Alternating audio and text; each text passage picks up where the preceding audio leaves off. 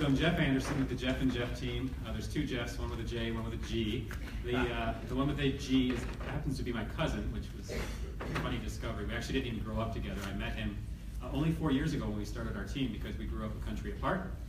He was just getting his real estate license. I had mine for many years. I moved markets from Tehachapi to Roseville, and we started a team, and it's been going really great ever since.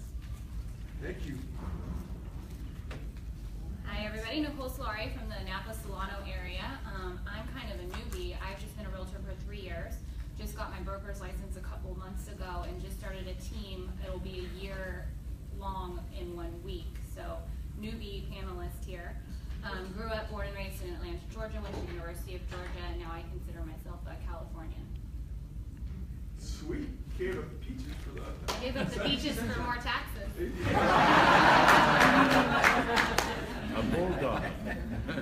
Hello, my name is Rachel Adams, and February is the start of my 5th year in real estate. And my grandma was a real estate broker, my dad was a real estate broker, and I always said I would never go into real estate. And I started my business in 2012, door knocking 200 doors a week and doing 3 open houses a week. In 3 years, I hit top 1,000 agents in the country, and I only knew how to do it with a team. I realized that I couldn't accomplish what I wanted to on my own. I'm with people I loved, and so I needed to have balance, and the way I could do it was leverage. So I have 15 on my team right now, and 5 of those are admin. That's quite large. Yeah. Sweet.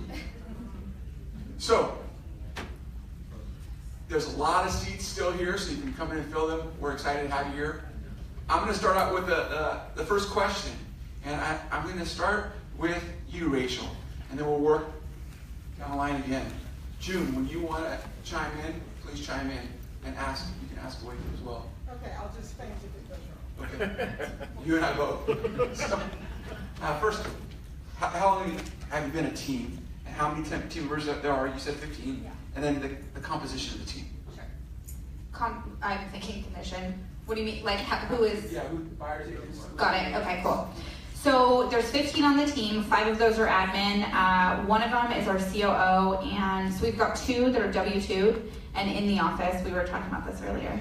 That are in the office, and so one kind of runs my world, the calendar, make sure agents are happy. Another one, her job is strictly scheduling open houses, communicating with the seller as well as the agents, sending out an email to fill all of the listings. And she also assists with making sure lock boxes are put on and installing signposts and getting pictures ordered and all of that. We have a transaction coordinator who's paid through every escrow by the buyer and seller. I have a really awesome script for that if any of you have limiting beliefs on that. And then I have on our sales team, I'm the lead listing agent, so I still go on all listing appointments. We have a system where it's I do, so first they follow me around, then we do. So I start to say a little less, they start to say a little more, and then eventually if they have to come to my personal residence and present the listing presentation to myself and my fiance, and if they get the green light, then they can go on their own. All of my buyer's agents are also able to take listings, so I'm a little bit non-traditional in that respect. My feeling was, if I were to be on a team, what would keep me on a team? Instead of just, you train them, you spend all this time loving on them, and then they leave. Great. Nicole, would you like me to repeat the question? No, I got it. Okay. So our team, even though it's just a year old, we have 19 agents on our team, and I'm the same as Rachel. I believe that everyone should not just be a buyer's agent, but also be allowed to do listings for a little bit of a different reason. I agree that you love on them and they leave, but they're going to do that anyways. But I think that there's something behind branding when you have signs in the ground and your name and your number in the ground. So my agents are allowed to do both. We also have a full-time transaction coordinator, a full-time admin, and I have a personal assistant as well. That's kind of the composition. Thank you so much. Geoff. So there's definitely a common theme here that we don't have a traditional buyer's agent mentality among the 3 of us. My buyer's agents as well take listings. We actually don't have, quote, buyer agents, we just have agents, which is pretty much what I'm hearing from you guys. Like, at the end of the day, they're agents, and why would I stop them from listing a home? And they feel really good about it, right? There's a lot of sense of pride, like, yeah, I got their listing, and my sign's in the yard, it's a cool thing. So we have 5 agents, and we have an in-house, on-site admin, client experience coordinator. Basically, she reaches out to the clients and bridges kind of I don't want to say unnecessary gaps, but some of the stuff that is really, our time is better spent negotiating for the client and not making sure the home inspector showed up. I mean, to be honest, right? So she facilitates a lot of those micro calls that we don't have to handle, so we can go really find buyers for our listings. We also hire out, so we outsource virtual assistants and marketing people.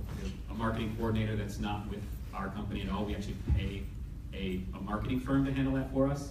We try to keep our payroll at a minimum, which the minimum is Geoff and I are on payroll, and so is our admin, and that's it. Everything else is outsourced. Thank you.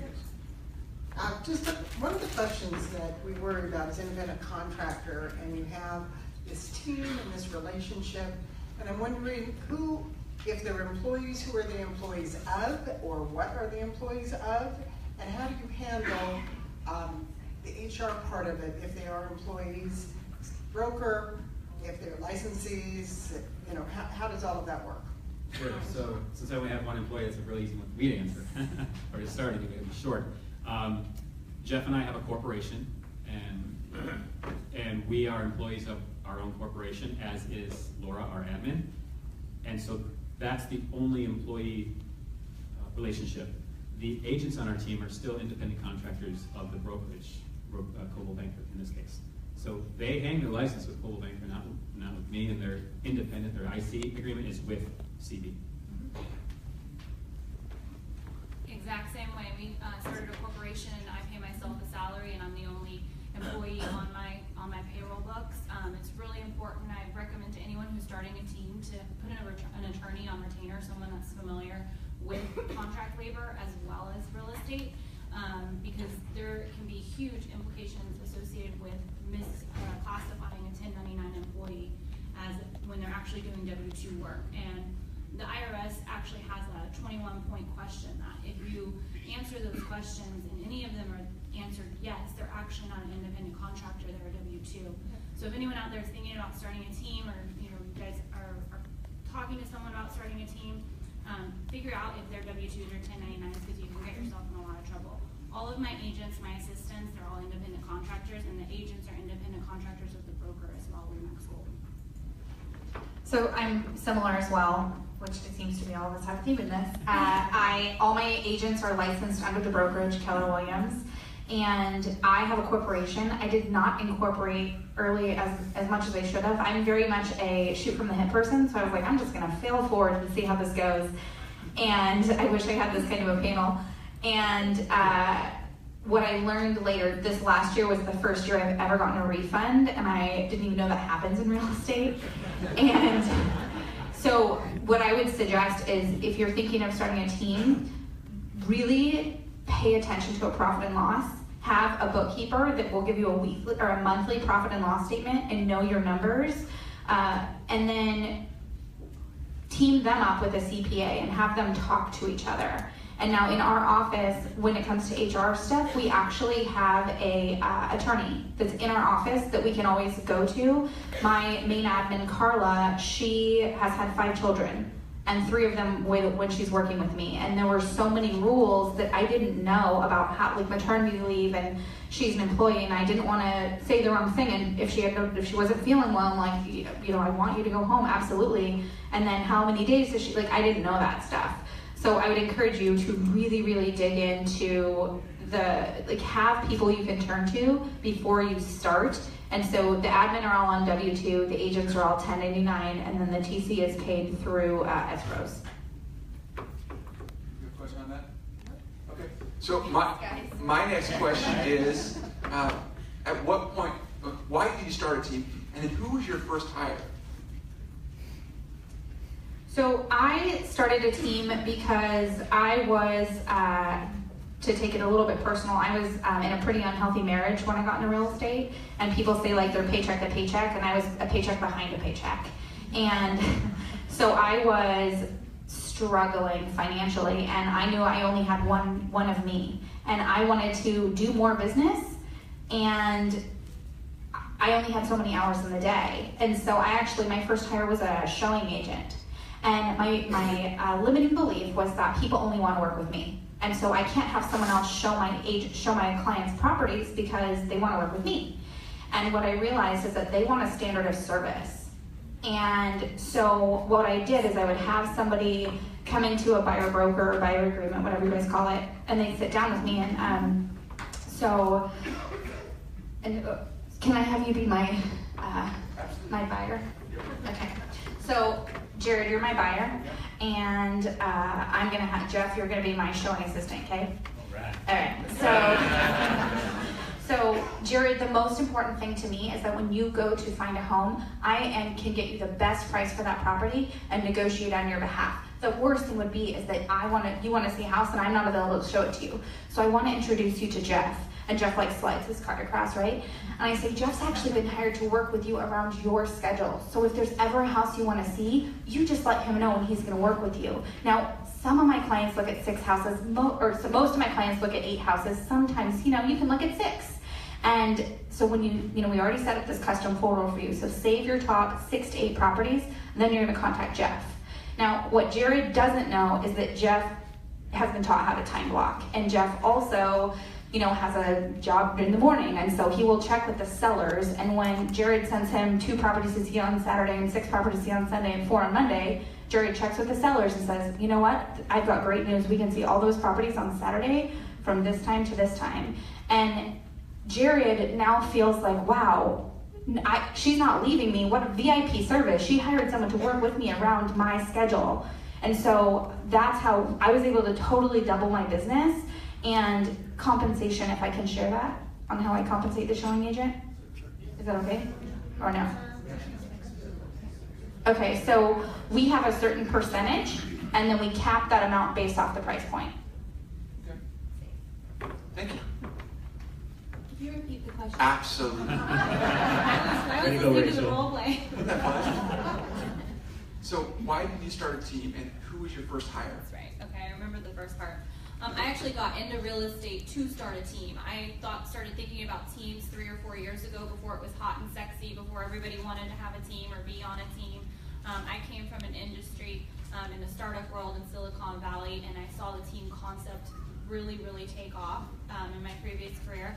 So I got my real estate license not to sell real estate, more to become an expert and to understand the industry a little bit more before I started a team. So I got my license in April of 2014. I made my first hire, even though I didn't hire them, they were an independent contractor. I hired a transaction coordinator in October of 2015, and I started my team in May of 2016. So almost 1 year young now. And I knew that I was ready when twofold. First of all, I realized that I wasn't supporting the consumer as well as I could, because my book of business got so big that I was putting them off or not able to show them homes when they were available, or turning away and referring out listing appointments. And then the second part, I knew I was ready when I was financially sound enough to put my team members' financial and personal goals ahead of mine. Sweet. Geoff, do you need me to repeat that question? No, I think I'm good. Okay. All right, so a little bit of context. Who knows where Tehachapi is? All right, so for you, go to the end of the world, turn left, to the middle of nowhere. So, I thought that's where Georgia was, to be honest. Nope, keep climbing. So, I started my business in Tehachapi. I'm getting to why I started a team. So I started my business in Tehachapi, and I worked for a few years there. And I worked hard, and I realized, oh, only 100 houses sell a year here.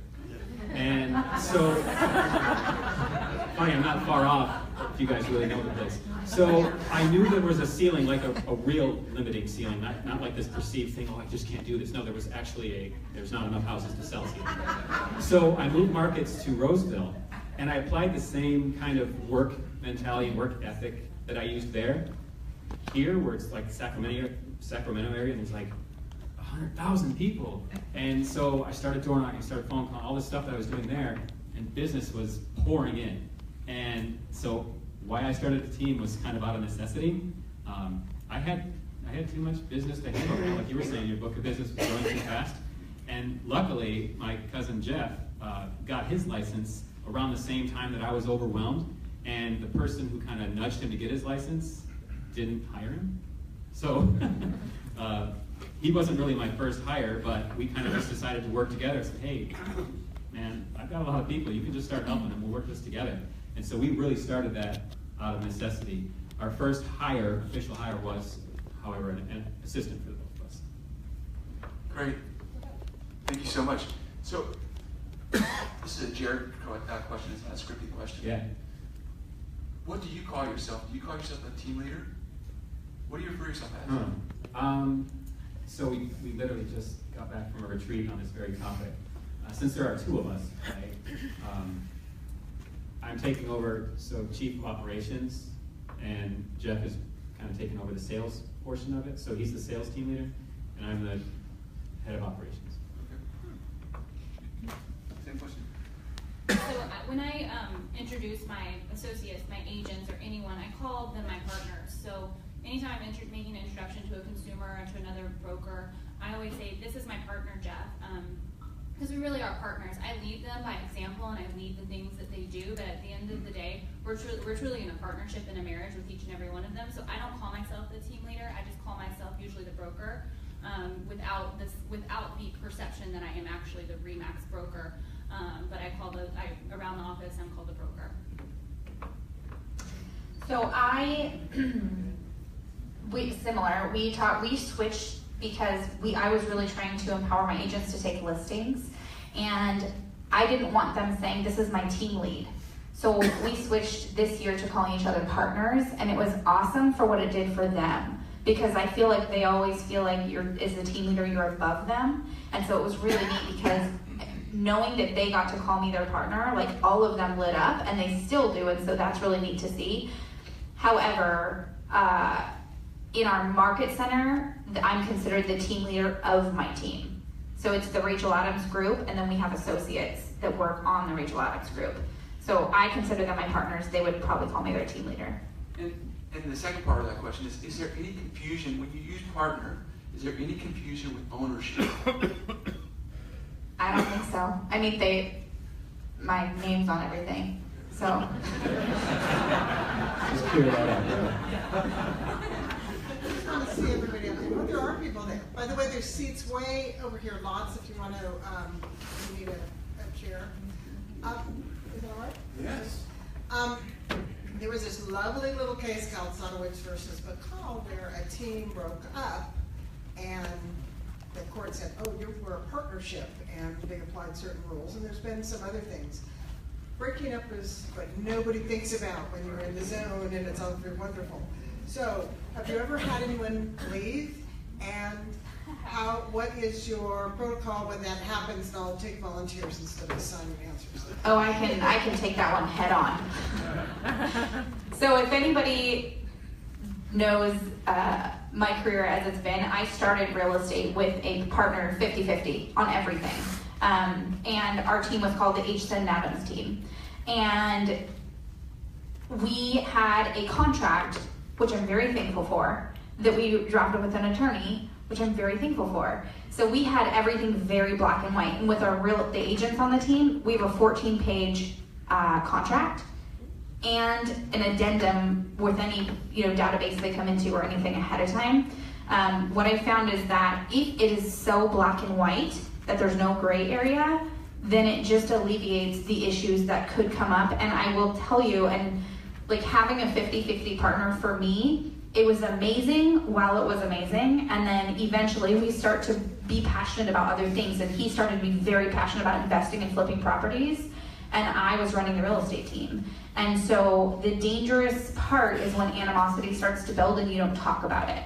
And that's what happened to me for some time, and then it eventually came up, and we were very much like brothers and sisters, and so it came up in a bit of an explosive way in the office one day.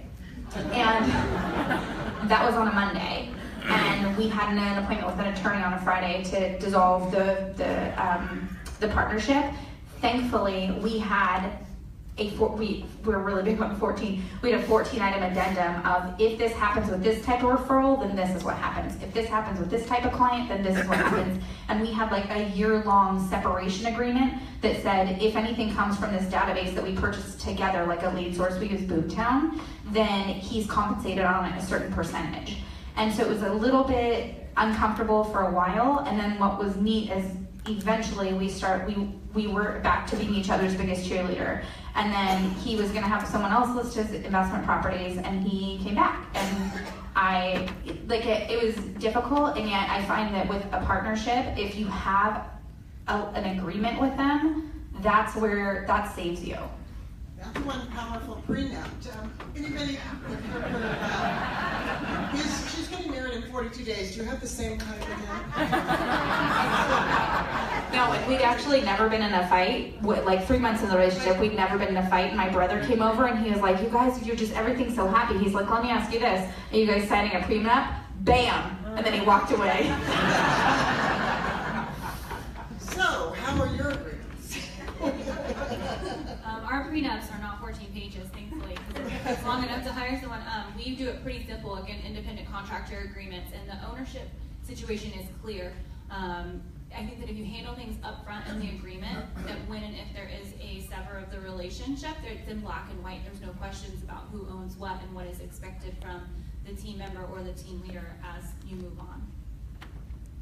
So to preface this answer, I know Rachel really well, so after I give this answer, she's going to blow up my phone and say, "You and I need to talk." I'll sit down. Yeah, it's going to be good. We do have a 14-page agent agreement. However, my cousin Geoff and I are not operating under a current written agreement. You want to be honest, right? Like, see this message she's sending right now? Well, that I think is more common. And what Sandwich versus Bacall said is that they infer a partnership, although I have seen one separate one mediated where they were claiming trailer revenue. They went to mediation before a real estate broker, and they said, "Nah, this is a commission dispute," and handled it. Luckily, they didn't have to spend all that money to get there. So something to think about. Everybody, my job is to think about the divorce when they're all thinking about marriage.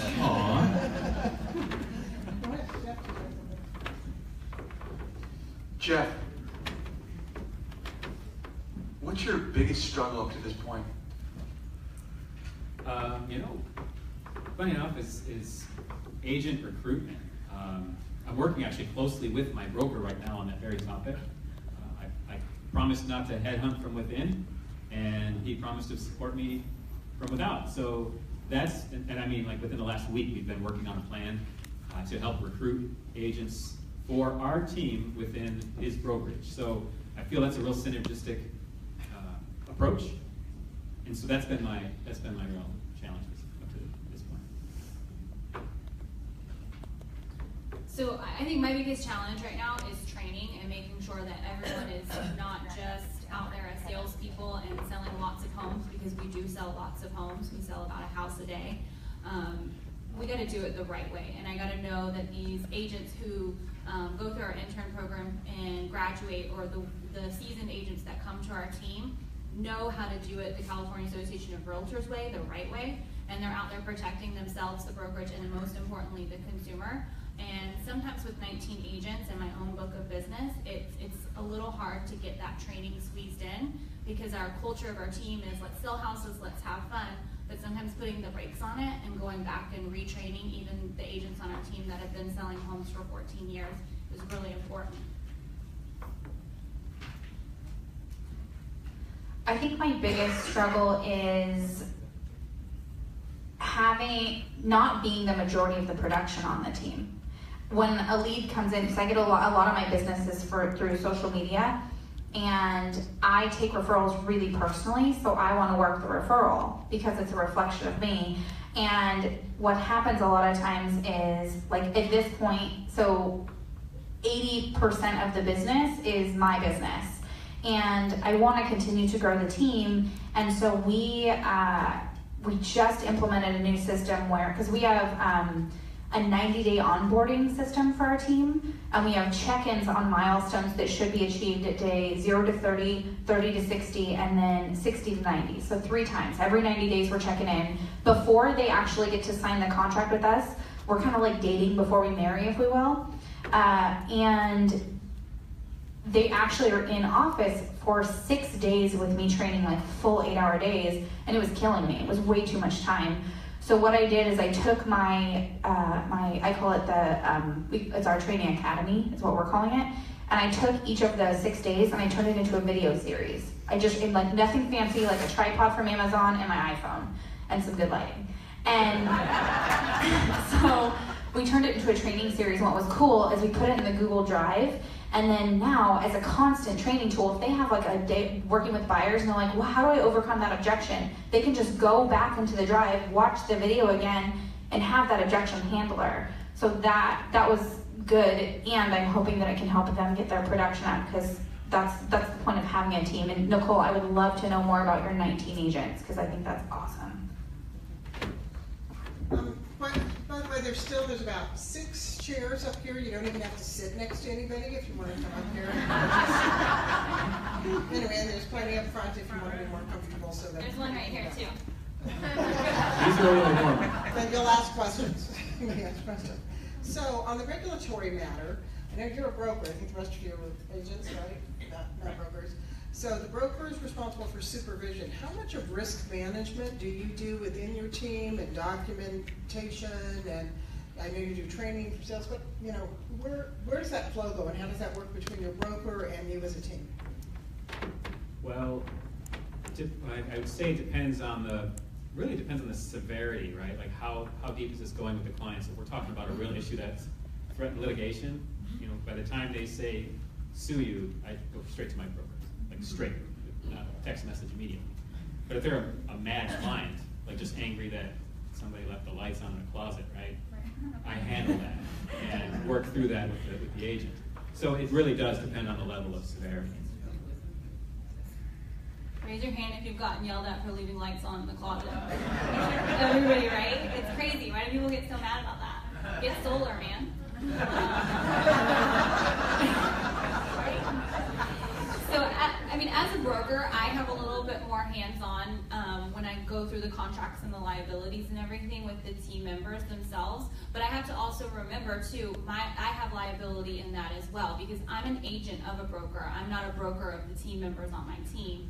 So it's kind of difficult for me sometimes to remind myself of that, because I look at each of my agents as my responsibility, but I have to remember they're actually my broker's responsibility. I'm just leading them. And I think that this is going to be one of the biggest issues coming up in the team world as we continue to develop teams, is differentiating yourself as a team leader, not a broker, when you're under a brokerage, because RE/MAX is a huge broker. So for me, I have visibility to all of their, we use SkySlope, which is our transaction management system. I have access to all of them, and before they submit anything to a consumer, I put a set of eyes on it, especially for anyone that's done under 50 transactions that year. So I'm constantly looking at it. They're only allowed to send stuff out through our team DocuSign. So it's just kind of another set of eyes. And then our broker also has that second layer of control, because we have our SkySlope reviewers who review that. So we have that covered very well. And then as far as oversight on sales, it goes back to training. We try to do at least 1 weekly training.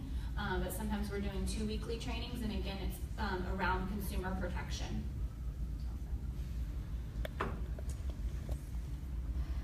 I honestly say that I probably don't monitor them as much as I should. I trust a little bit that they're doing the right thing, and in our market center, which is what we call our office, if you get an MLS violation, it goes directly to the broker, who CCs myself, the agent, and then our main admin. And they usually will handle it. And if there is an issue, the agents know that they come to me. If something's happened, I want to hear about it from them first before it goes to the broker. And so we have an issue right now where someone's threatening arbitration, and it's for so what I didn't mention is on my sales team, I have one guy who's been very loyal with me, Patrick. He's been with me 3 years, so I call him the director of sales, and he helps do script practice 3 mornings a week, and he kind of helps train the agents on certain things. And he got his hand slapped, and I wasn't able to be part of it. Like, the broker let me know about it, but said very clearly this was between this was between Patrick and the broker. So it's really tough. It's a kind of a weird spot to be in when they're like on your team and you spend all your time with them, and then when they get into trouble, you have to be like hands off. So that's a challenge for me. Just to follow up, do any of you have separate insurance in addition to whatever your broker gives? Just curious. Nope. Yes, absolutely. I have double coverage. I have E&O, and I make them all name me on their automobile insurance as well, up to $1 million in liability. So I've heard the relationship with the broker mentioned a couple times, and recruiting within the office.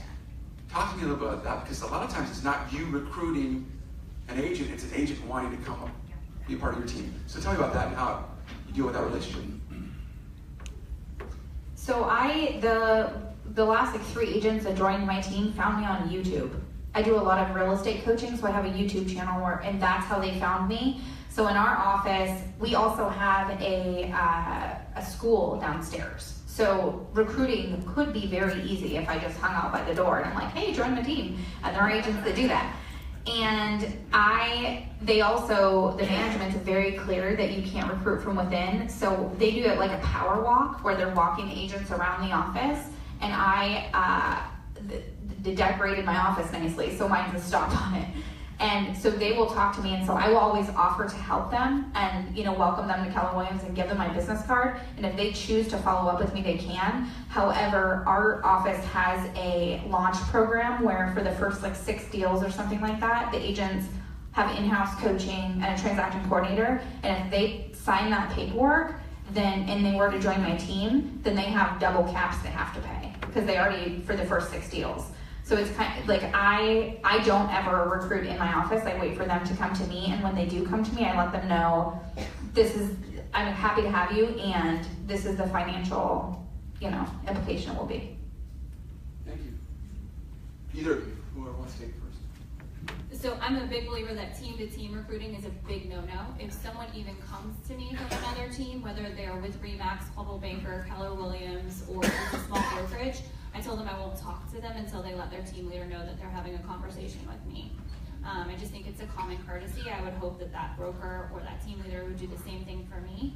However, recruiting from the brokerage I think is something a little bit different. If you see someone within the brokerage that's struggling, maybe as a $2 to $3 million agent, but they have, the ability to become a $10 million agent, and you can get them there. There's nothing wrong with going and approaching them, as long as your broker doesn't have a problem with it, I suppose.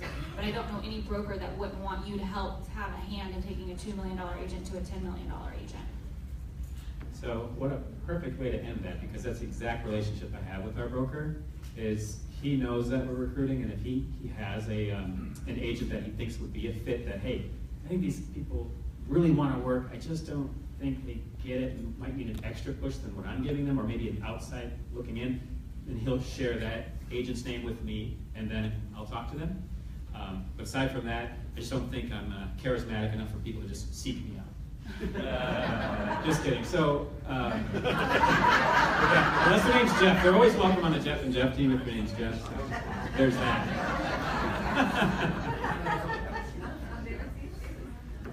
You guys have to look at his shoes, by the way. He always has like the most epic shoes. Today's are like silver rainbow. Like it's the best. And his Mario Brothers socks. Oh yeah, Does he really? Those are from my son. It's all about the shoes. That is it. I'd like to know, I know that we have this independent contractor issue, and I see that everybody has different systems for accountability. Can you tell us how you do that and how you walk that line between control and accountability and what your systems are in general? So one of the big points that the IRS points out in their 21 questionnaire that differentiates a 1099 from a W-2 is whether or not you control the activities of the person that's working for you. And if you do control those activities, you are a W-2 employee. So you have to be very careful about telling people what they do, what they have to do, how they do it, what they have to wear, when they have to be somewhere. So rather than tell people that they have to do something, we say, you can do this, and if you don't, there's a repercussion. And the repercussion is, if you don't do your limited number of activities within a week's period, your leads get cut off. And one of our biggest drivers for people who want to join our team is the amount of leads that we're getting. So of course, if you don't do those activities and your leads get dried up for the next week, and you're not out there prospecting on your own and being able to hold the team's open houses, you're not going to get buyers and sellers for an entire week. So instead of giving them a task list, it's more of a repercussion situation. Very similar to that, except I have them create their own task list. Like they actually bring it to me that this is my promise to you and to the team of the things that I'm going to do, that I'm committed to doing. And when they turn that in, the leads keep coming. So similar as well, we have a conversation because of the being a 1099 and W-2. We have a conversation of standards. We can't say you have to close 2 transactions a month. What we can say is the standard on the Rachel Adams group is that you'll close 2 transactions a month. The standard is you'll do 3 open houses a month. So we have standards we set with them. And in the very first meeting when we sit down together and we're seeing if it's a fit, I take a sheet of paper and I literally like draw a line down the middle. And I say, this is what you can expect from me, and this is what I expect from you. When you're doing these activities, this is the result that is expected to come. And when you're doing these activities, I will reward you with leads and my database and that kind of things. And then you can expect to close this. And on our team, on Mondays at 9:30, we do what's called a powwow. And the whole team is on a call, and they set their, they say something great that happened over the weekend, and they set their goal for that upcoming week. And an admin's also on that call, and she's writing it all down. And then as soon as we get off the call, we get an email. It says, name by name, this is what you said you do, this is the specific activity you said you do to achieve the goal. And then on Friday, an automatic email comes out and it says, hey guys, like, how did you do? And then Tuesday, Wednesday, Thursday, they have script practice that is very much encouraged there to be at. And they report their numbers 5 days a week. And if they miss 2 days of reporting, their leads are turned off for a week.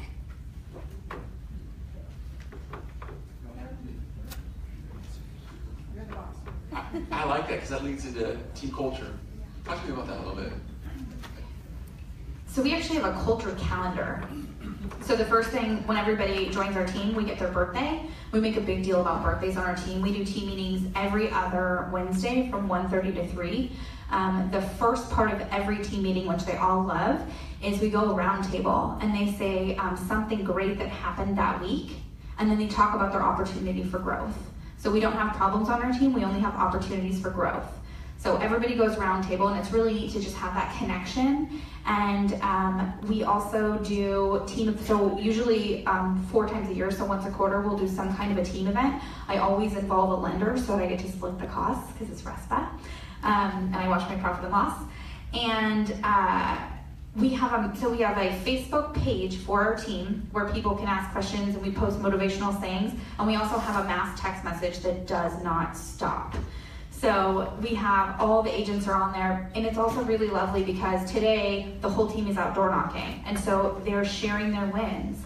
And sometimes one of our girls yesterday, she had a major breakdown, just a personal breakdown. She just quit her job to go in this full time, and she doesn't have money to pay rent. So she's having a tough time. And so she reached out to the team, and seeing the culture that they have created within because of the stuff that we do, it's really lovely. And we also are really intentional about the language that we use. So they don't say like, if I get a deal this week, it's when I get a deal this week. And we have no problem calling them on their language, because if you think you can be a top agent, then you're gonna be a top agent. If you think you can't and there's no inventory, then that's exactly right.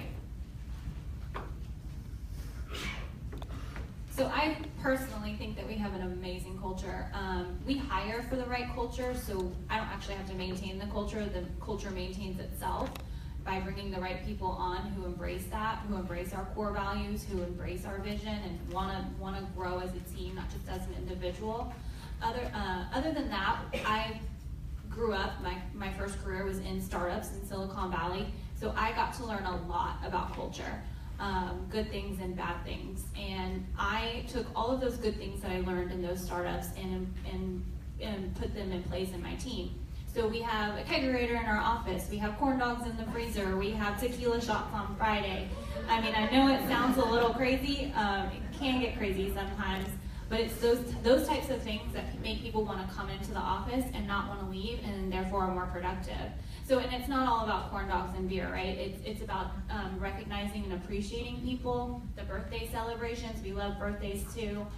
Just any excuse to get together and have fun inside or outside of the office. So yeah, we have the birthday celebrations. We don't have 19 of us, so we have birthdays and half birthdays because there's only 5 of us. Look, we need to come up with excuses for celebrations in this industry, right? So we do that. We have a lot of fun, so as far as team culture is concerned, our mission is that we are agents working together to help each other achieve their goals, all the while enhancing the buyer and seller experience, while raising the bar on what's acceptable in this industry. Yeah. Anybody that is down with that last part, and I'll say it again, raising the bar on what's acceptable in this industry, that's who reaches out to us. Can we get it? Yeah. So, our core, because you spoke to core values, we actually kept it to real, R-E-A-L, like real estate. It starts with rapport building. Through E is excellent communication, communicating with the client in a manner they see fit. A was for always having a good time with the client, with the client's kids. What do? Softball, show up to their softball games, that kind of thing. Like, be with them. They're buying a house. It's a huge deal. So we're always there with the clients on a real personal level. And L is a luxury experience that we want them to have a real luxury experience. So that's the core values that we hire to. We have that culture. Nicole, you talked about sorry about that. You talked about hiring. Do you use the DISC profile when you hire? What do you do to identify who's a good candidate or not? For sure. So our hiring process does include the DISC profile, which I'm a big fan of.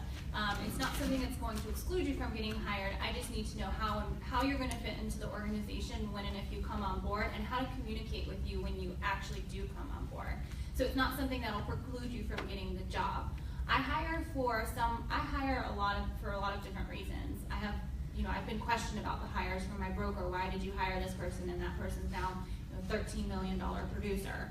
I look for people who have aptitude and attitude. You need a good attitude. You talked about the way you say things. It's not necessarily what you say, it's what you believe. And core values are huge in our office. We always do the right thing. We put the consumer first. Those are some things that we're always driving home. And anyone on our team, anyone that wants to join our team has to share in those core values. And we literally have people begging to be on our team. And we just want to make sure, again, we're in Napa, so I'll say the grape. It takes one bad grape to spoil the whole barrel. Our barrel is tasted pretty awesome right now. We do not want to spoil the barrel. So we're pretty rigorous about our hiring profile. I also make it, I have the team decide who gets hired. So I'm not the decision maker. They come and they meet with me, and then I have them meet with our broker, and then they come back and they meet with at least 3 other team members before we make a decision. And if one team member has a question about it, we don't hire that person. I like that buy-in of the team because then they feel part of it too.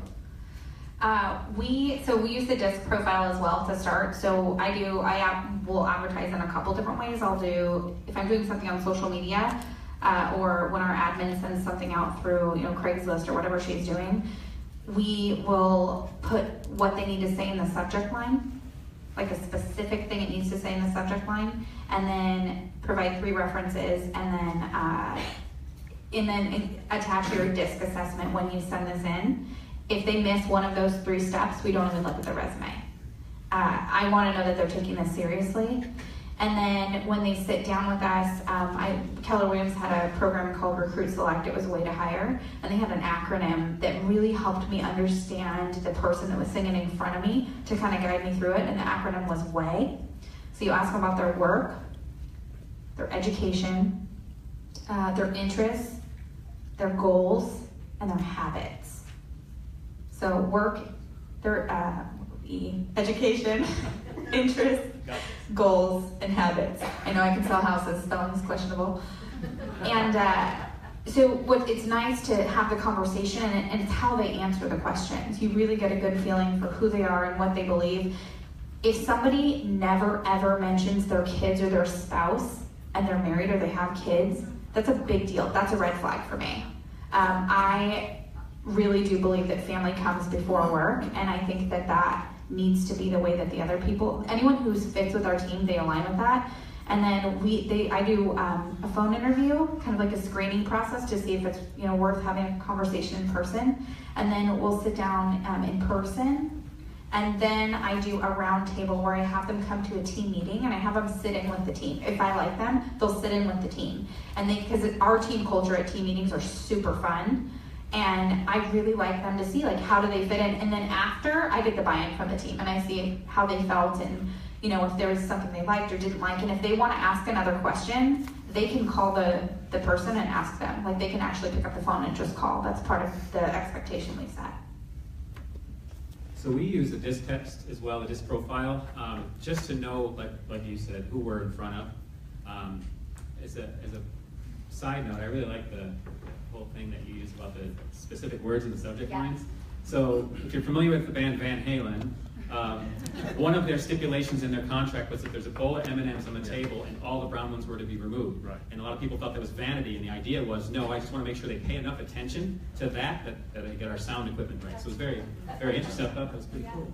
So we have them submit the disc profile with a video, because Geoff and I do a ton of video. We're live on Facebook a lot. We do a lot of interviews and things like that, and home shooting videos and stuff.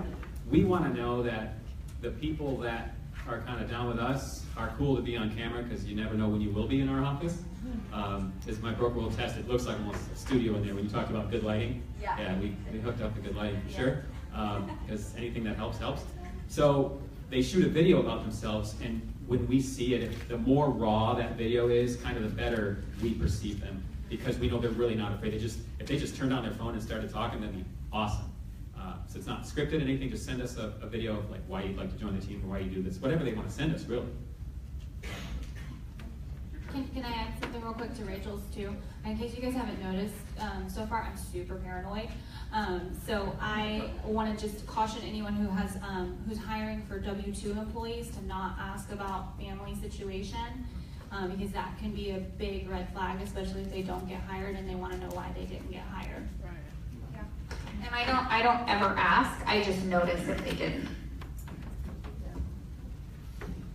Now, of course, you always have to be careful of that in any other district class or anything like that. A question, I've heard brokers say these teams are really mini brokerages underneath my brokerage. Did you ever just think about being a broker and having your own firm, or why not? No, and the why would be because I'm not a licensed broker. I am a broker, and I will not go out on my own. Again, I just mentioned to you guys, I'm extremely paranoid. So I love the ability to be under a big brand and still operate my team autonomously and be able to do the things that I want to do, but to be protected legally and to be able to brand myself with that big balloon that's just as recognizable as the McDonald's arch around the world everywhere. Also, the tools and resources that the brokers provide, it would take me years to go out and software select and to choose and to fine tune all of the things that RE/MAX has been doing for close to 100 years. It's not worth it for me to do that. Could I make more money? Heck yes, I could make a ton more money. Would I sleep at night? Probably not. Again, I think that there's so much value in being under a large broker and being able to have them support you and your team at so many different angles, and us concentrate again on protecting the consumer, ensuring that they're getting the best customer service and growing our business as a whole. You have 3 brands that you're working there. You've got the RE/MAX brand, the team brand, and then the individual agent that you are. Simple for me, it's risk versus reward. I agree with Nicole. I think that I really like having the Keller Williams brand and knowing that it's huge and most people know what it is. And they think in my world, I really wanted to make sure we could brand ourselves. And so the agents, they get to have this sign writer with their picture on it, underneath the listing panel. And if there is an issue, liability doesn't come to me, it goes to the broker. And that's why there's E&O on every single file. And so I never want to assume liability. I don't ever want to be at the top, I want to be one beneath the top, and I've said that since I started. So for me, I don't have a desire to be a broker. I grew up with my dad being a broker, and he'd have to take his agent's calls at like, 10 o'clock at night, and if there was an issue, he was in court and all these different things. And so I saw kind of a benefit to being able to really lean on the market center. And then the other thing is, we say let the office do the heavy lifting. When I'm trying to recruit somebody, or when I have a new client that wants to come to the office, they pay a lot of money to have those offices look really, really nice. And so I take them on an office tour, and I want them to be like excited about what they're looking at and the brand and all of that. And so it's just, I don't know, I really enjoy having the broker relationship that I do.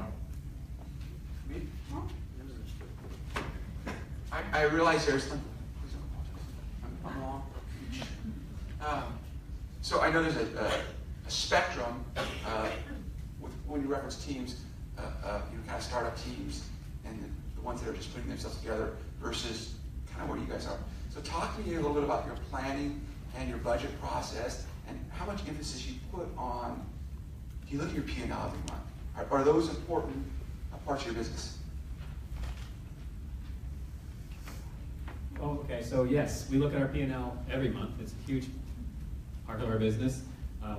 Geoff and I spend 2 days up in the mountains every year, secluded, to go over our business plan for the following year. One of the things that actually definitely helps with is when we get random calls from Google. Oh, you guys have never? Okay, well, they call, and they call a lot. And when people like that call, or from various other vending services, it makes for a real quick conversation. Sorry, our business planning meeting was last October, and we're set for the year on our budget. So there's one good upside to planning your year ahead. If nothing else, take that. So our spending is spoken for the October prior.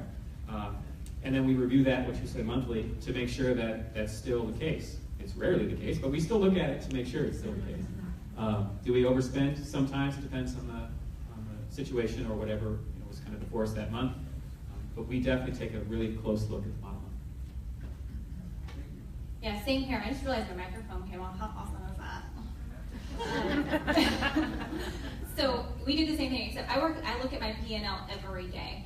When I wake up in the morning, I check my MLS hot sheets, and I check my P&L to see what it's looking like. And believe it or not, it changes day to day.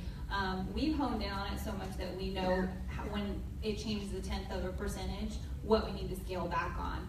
We operate right now at about a 62% profit margin, which is awesome for a startup.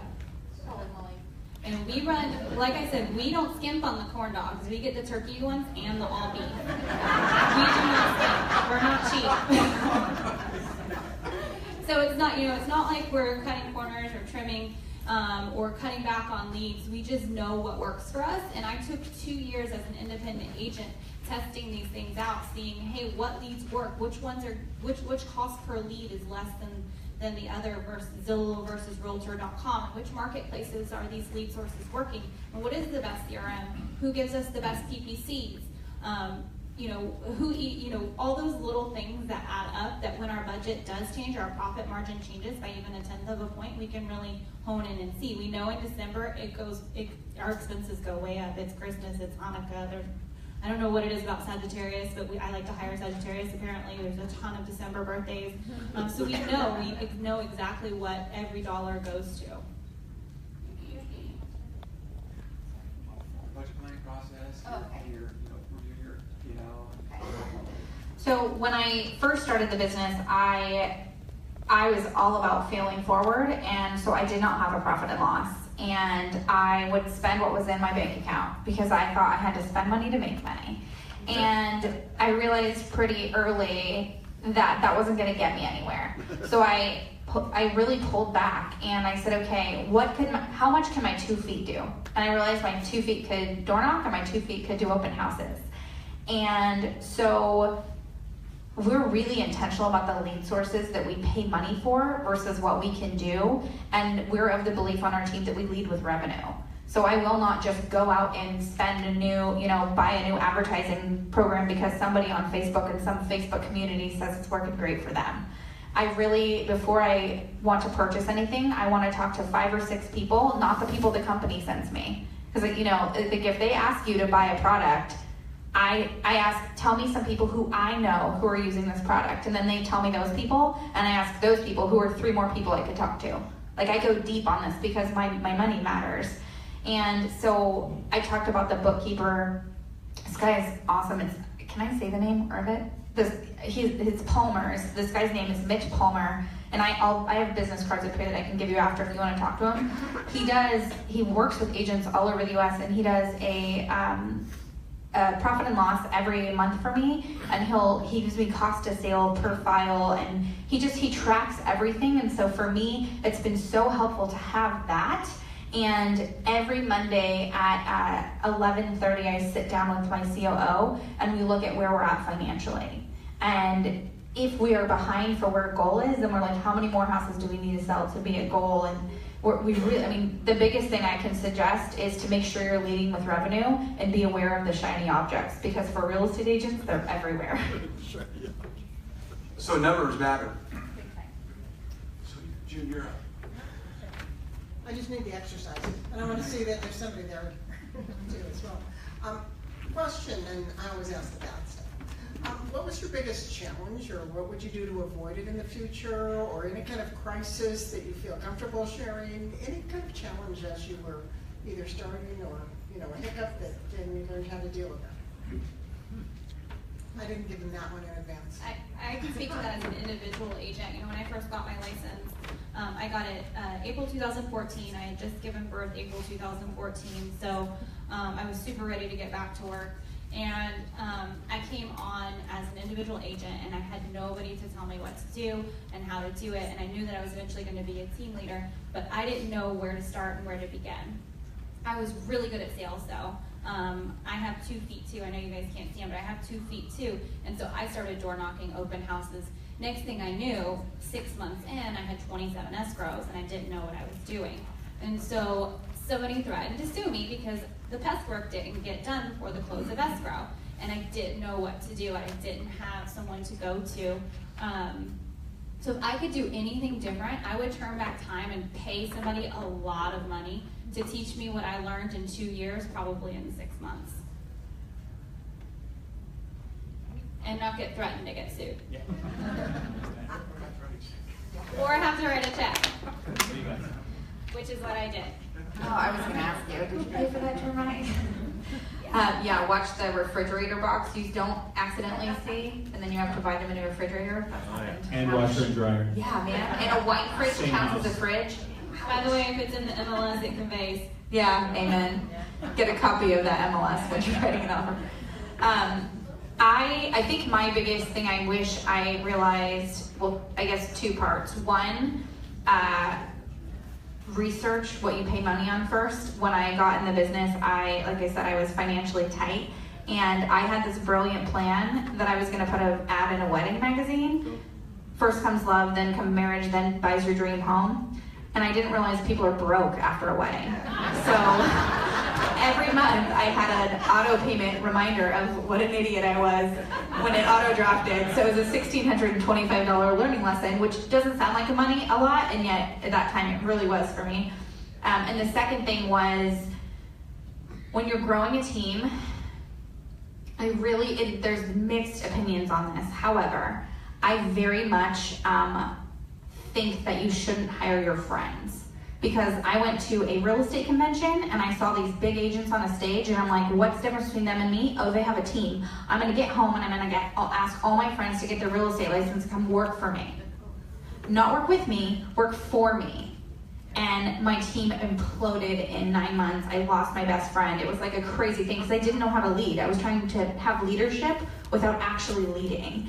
And so I took a step back. I really, really invested in leadership. I read 1 leadership book a month. I have a group of, like I call them my board of directors, but 5 people. Jim Rohn has the quote, you're the sum of the 5 you hang around. So I have 5 people in my life that are doing what I want to do at a very high level that I can talk to. Like, it's your board of directors. They're the people you turn to who can really educate you and help you. And they said, like, take a step back, really figure out like what your core values are within a company, and your team, what you want, not where you are right now, but 5 years from now, where do you want to be and what do you want your team to look like? And so I started to ask, they're called Allied Resources. I started to call my home inspector, my termite inspector, my title rep, and I said, listen, I know you know me, you kind of know my vibe and you know my style. Who do you know that I should know? Right? Like who should I meet that you think could be a good fit for my team? And I let other people recruit for me. And the people on my team now, we just actually let go 3 right before, like a few months ago, we let go, or no, 3 months ago, like 3 weeks ago, we let go 3 because I only want people on the team that like fight hard to stay on the team, because we have a list of people who want to join the team and I don't want to hold anybody's hand anymore. Like I want people who are aggressive and willing to really work and work for the benefit of the client. It's not just about making money, it needs to be about helping families. Like that's why we're doing this, and I think we lose sight of that sometimes. So I finally remembered my hang-up. Yeah, right? Fun fact, when I asked that same question like around town, hey, who should I like know? Because I moved here, I didn't know anybody. I had 8 family members, so I knew nobody in this market when I first moved here.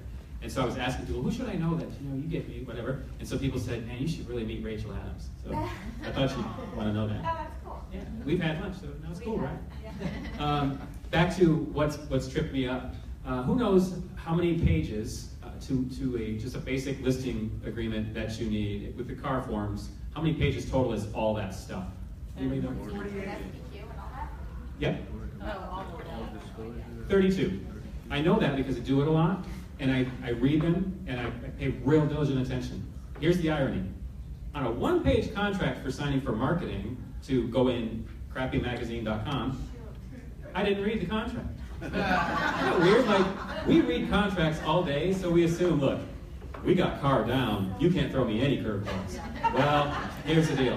A lot of those contracts, because they're terrible, right? The companies are terrible. So watch what you spend your money on, right? The shiny thing you were talking about. They have auto-renewing clauses. Most of them have auto-renewing clauses. So our rep had quit prior to the auto-renewing clause, so nobody gave us the 30-day window, hey, you're about to be renewed, you want to keep going with us, whatever. And we just got thrown right back on the horse at $1,500 a month again for the same crappy magazine. We tried to get out, they would absolutely not let us out of this contract, regardless that their rep was gone and didn't know it. I said, nope, you signed it, that's it. So, anyway, that was the lesson. Was the services that you paid for, there are contracts there more than likely, so I definitely read them. I read them now. So I want to open it up to the audience. And so, I'm going to take that right there. So if you have questions and you get the middle, great. If you can't get the middle, I will come to you. Hello. Hello. Hi, Rachel. I'm very partial to this lady because I know her personally and we work for the same company, Keller Williams. And I have a personal assistant that had been with me for 6 years, and she decided to go on to bigger and better things. I have a question, one for June and then one for you, Rachel. June, she had been with me for 6 years. 2 years ago, my CPA said, oh, you need to start putting money into an IRA account for her. So whatever you put into whatever percentage you put into your IRA account, based off of your income, you need to do the same thing, same percentage for her income and put that into a separate IRA account, and he said it was law. Is that so? We actually outsource our pension. So I wish smartest thing to do when you don't know is say you don't know. So I actually don't know that part of the law, but I'd be happy to look it up. Do any of the others of you do that for your, okay? So we just started participating in our IRA plan too, and I had an assistant that was W-2, and we took her off W-2 for that very same reason. Because if I'm participating in an IRA, then I have to match her as well, and it ended up being, I think, $16,000 a year. So we actually put her back to an independent contractor. So, I kept ours W-2 and had her join our 401k because we really like her a lot. I'm too young for a 401k. There's that. Are all of you incorporated? Yes. Are we what? Sorry. Are all of you incorporated? Yes, I'm an S corp. S Corp. S Corp. And Rachel, I wanted to specifically ask you, when you hire, because I do the recruit select hiring model as well, when you hire a new licensee, do you have them start out as being a showing assistant, and if you do, how long are they showing assistants until you turn them loose? When I started originally, I was told to do it that way, and I never did. I have the 30, 60, 90-day milestones, which I'm happy to share with you.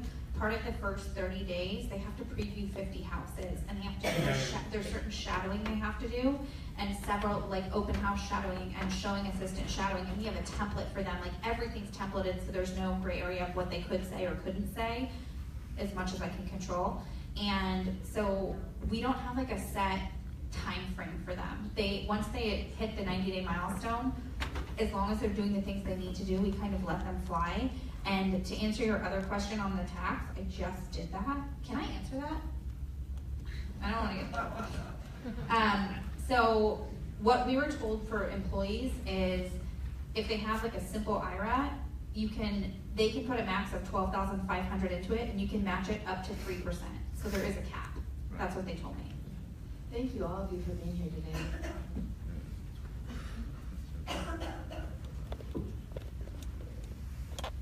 Good afternoon, Barry Zoyle on Reason 5.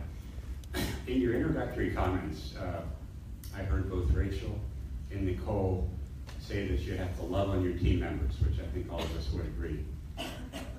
Nicole, you said something else, and I may have misunderstood what you said, and correct me if I did, but what I heard you say is you have to love on your team, but they're going to leave anyway. So, so here's my question. I don't necessarily agree with that. That may generally be the case, but I don't necessarily agree with it because I have seen very successful teams with great longevity and great stability, and I'm thinking of one particular team that operates in my local market that has consistently been doing $3 million in commissions a year, and they are very stable. This person loses nobody. I've never actually asked him, what is it you do to maintain that stability? Because I'm not interested in duplicating his business model. But for folks who want to be a team, that's not a bad model. Could you ask him that question for us, please? I guess my question is, since I get the sense that all three of you are very quick learners, and you basically want to get better all the time, do you actually go looking for those kinds of teams, really high-producing teams, to find out that are stable, to find out why they have that kind of stability? Yes, I just actually spent 2 days at a conference on that very topic. It was 2 days in Santa Barbara with teams from across the country, actually across the world. And we kind of dug deep in a lot of those topics. It all came back to culture. When people resonate with your vision, they're going to hang around. And much to your point, though, if they're going to leave, I'm of the mind that if they were going to leave, they joined with the intent of learning, getting better, and leaving. If they joined with the intent of I need people around me, I want to be with a group and kill it with the group in this business, then they're going to stay. That's my take on it. So we have on our agreement, it's a 2-year agreement. And so we have the conversation with them that it's a 2-year agreement.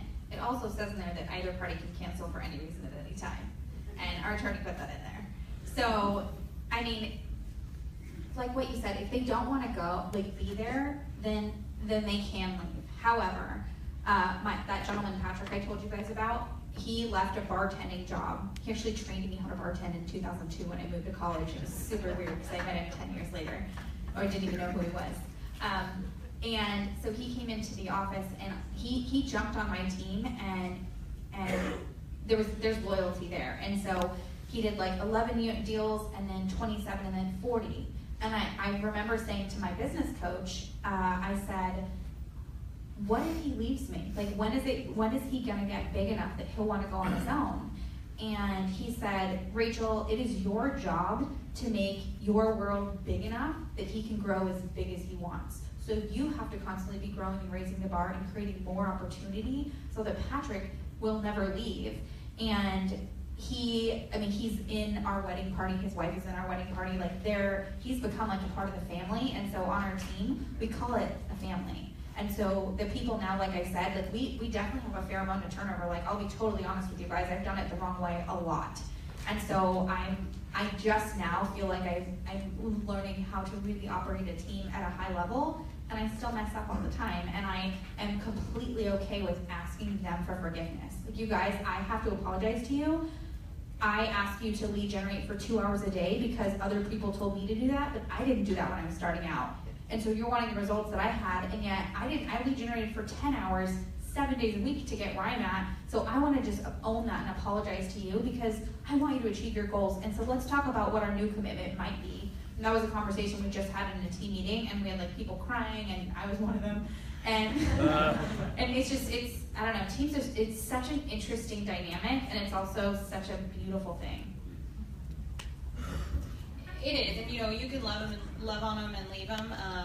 Like I said, I mean, it's the same concept as other brokerages. People leave Remax or Keller Williams to go to EXP because you get to work from home, and there's no brokerage. I mean, it's just that same thing. They're not going to love being part of a team forever. People grow, people change. You can grow your organization to support those people and make them team leaders within your team, or do whatever they say their goals are, and there's still going to be some turnover. But I think the idea is to have just enough turnover where it doesn't impact your revenue. Can I ask you a question? I have a question for legal. When I was rebranding from the H. Adams team to the Rachel Adams group, I was told that there were rules about having the word team in your brand and group, and so I was just curious. No one clearly ever explained it to me, and I haven't gotten my hand slapped, and I've spent a lot of money on branding, so I hope I'm good. Yeah. I was just curious if you can speak to that at all. Sure, I have a PowerPoint here. Oh. And you can ask me this question.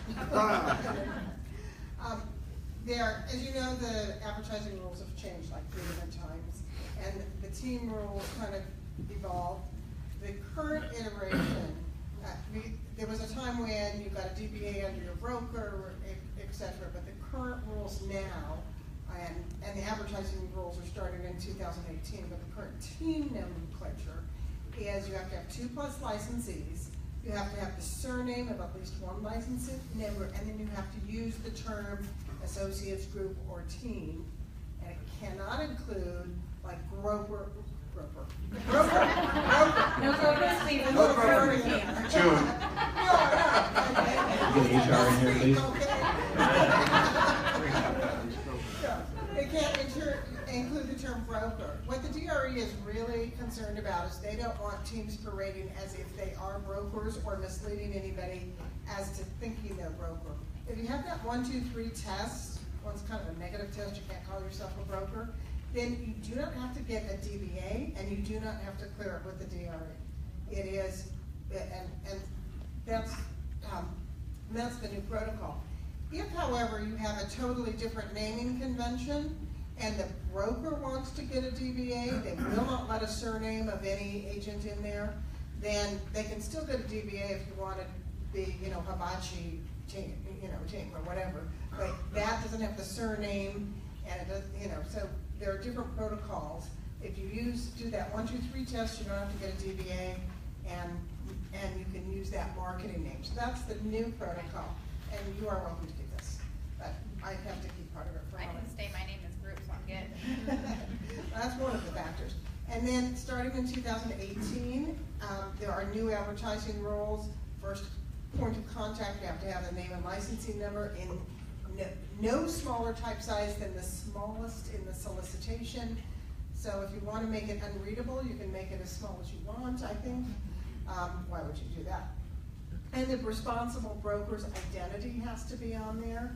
And what that means is where they do business in general. So if they have a different, the whole concept is the DRE wants the consumer to know where they can elevate it if they have an issue with you, that they can go to a broker, because the general public has no idea about that. So that's the general idea. And there's different exemptions for like generic open out signs and directional signs. And those are online, but there's a few exceptions that are kind of, it's a little maze you have to wander through. But that it becomes effective 2018, so if you're ordering new signs, do check those out before you order. Good afternoon, I'm Lupe Soto with Region 30. Rachel mentioned having a business coach. Do all three of you have a coach, and who do you coach with? I got fired by my coach. Okay. Business coach, Tom Ferry. I have a business coach through MAPS Coaching with Keller Williams, and then I was able to launch my own coaching business from that. I think that anybody who wants to change their business or change their life, like, should have a coach, because there's always people we can learn from. I had somebody ask me yesterday in an interview, on Tuesday, I was at a full day, it's a 7-week course that I'm in called Bold. And it's a sales course. It also has a lot on personal development. And she was like, "Why are you there? Like, you're a coach. Why are you coaching or learning?" And I was like, "Well, because I always want to keep growing, and I always want to keep elevating myself. And so, if I'm the smartest person in the room, I'm in the wrong room, you know." And I've been fired by 2 coaches, Nicole. I've been fired by 2 coaches. Me too. I clearly don't take enough risks. I do want to add to that, though. You know, coaching is huge. Coaching for the right person, if your first name's not Nicole and your last name's not Solari, is really, really helpful. I do participate in a lot of masterminds. So, you know, everybody's at a different level in their career. And as Rachel and Tom Ferry say, if you're the smartest person in the room, you need to find another room. So when you grow in your business, find people around the country, or even outside of the country, but, you know, around the country, not in your marketplace, or that are doing what you want to be doing, and call them and ask them if you can, you know, send them wine from Napa, because that's where I'm from, or just out of the kindness of their heart, talk to you and help you get to where they are. Thank you. I know that you guys have large teams. Does your team work out of the office, or do they work from home? And how do you guys fit within your office structure? We have an expansion team, so we have a team in Elk Grove, and we have a team in Roseville. So Elk Grove works from Elk Grove, and Roseville people work from Roseville. Sometimes they come in the office for a team meeting, but most of the time they just work wherever they work. We have an office as well, and we are busting at the seams in our Fairfield office. We have an expansion team as well. We just opened Napa Valley office, where we'll have some agents working out of there, and we just also opened in Rockland.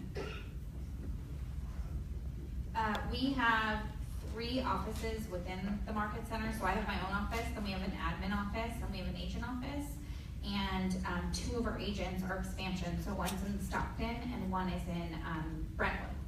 And the expectation, the standard, is that they'll be in the office at least 3 days a week. So when I expanded, which I expanded one time way too soon into the South Bay because people told me I should, and I was like, sounds good. And again, $42,000 learning experience. I thought that I needed to provide this cushy environment for them where they were, and so I spent all this money, and I ended up only selling one house for $17,000. And I was like, ouch. And the agent, I could not maintain the culture, and I couldn't figure out how to bridge the gap of the distance. And my coach said, "Rachel, they joined the team because of you and the culture you provide." So as soon as I switched it to they come to our office for the team meetings and they Skype in, they can Skype in too. So sometimes if they need to Skype, that's fine. That really shifted it. So we do have a standard that they'll be in the office. However, if they live out of town, or one of them, his wife had a baby, so he went on maternity leave or paternity leave, whatever it's called. I don't have kids. The last part to my question was, how do you guys fit in the structure of your companies? Like, how do the other agents perceive you, or what's the setup? Oh, gotcha. So my goal this year is to become a non-producing team leader. Not doing really well at that. I have 37 escrows right now. But the goal by the end of this year is to become a non-producer. And the reason for that is because people join my team just like they join Rachel's team and Jeff's team for me. They want attention from me. And if I'm out there with 37 escrows and 22 listings, I can't provide that to them. So I just hired my first listing agent who handles exclusively my listings. Just because I decided to stop working doesn't mean the listings stop coming. So he handles my listings, and then other than that, I'm in the office. I'm in our main office 4 to 5 days a week, and then I'm in our satellite offices 1 to 2 days a week.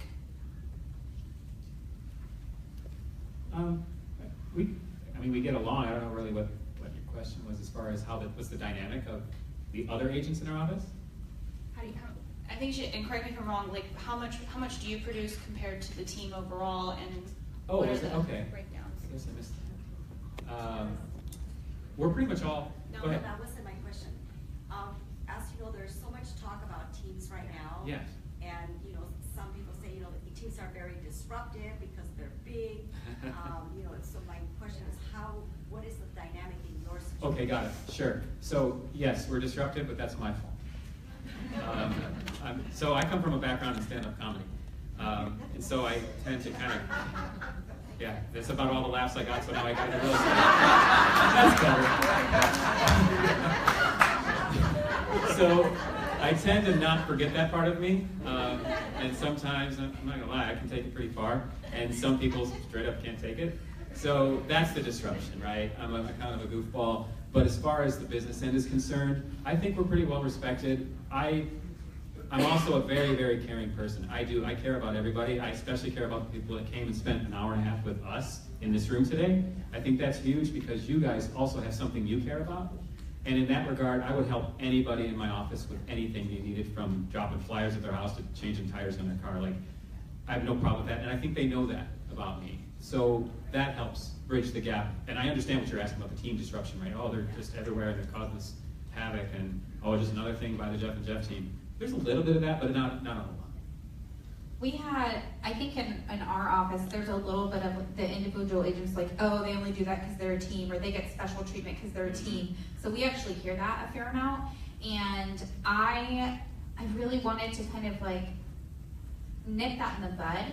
And so what I found is that I'm such a believer in coming from contribution, like with my clients, and just adding value to people. And I wouldn't be where I'm at right now if people weren't willing to sit down with me and do 20-minute coffees and share with me what they were doing with an open door. So once a week, I do a 20-minute coffee with an agent. Sometimes it's Skype, sometimes it's in person, and that's part of my growth plan, is to always make sure I'm contributing to others. So I give back to the office culture a lot. And so I'll speak at team meetings or do a training or something for the team leader is also what they call like our office manager for Keller Williams. And I found that helped people want to support our team instead of have any of the negative feelings. That being said, I'm super competitive, so people in my own market center, I'm like, we're going to take you down on the leaderboard. Hi, Courtney Korb, Region 18. I am a sales manager for a team, and we're rapidly growing. Our standard expectation is 24 sales a year, I'm sure like most of you. I struggle with getting them over 24. Our average sales price is $725, so they're all making very nice lives when they sell 24 homes. But I don't know how to get them past that. Make it 36. That's right. Just Raise the ceiling? Is that what I heard? I really mean that. Yeah. Hey, guess what, guys? You've been killing this 24 thing year after year after year. I couldn't be more proud of you. Well, I could if you made it 36 year. I didn't catch your market. What's your market? Los Angeles. My office is in Burbank. That's a nice average sales price. Yeah. Hi, Pamela Storton, Region 31. Mine is a chicken and the egg question. What came first, a great realtor or a great leader? Wow. I can tell you that I'm still working on my leadership skills. So I would have to say a decent realtor working on becoming a great leader. As I mentioned earlier, I got into real estate knowing that I wanted to become the top agent in my marketplace before I built a team, so that I could not only lead by example, but I could also really understand the business as a whole. And so I wouldn't call myself a great realtor. I'm still learning.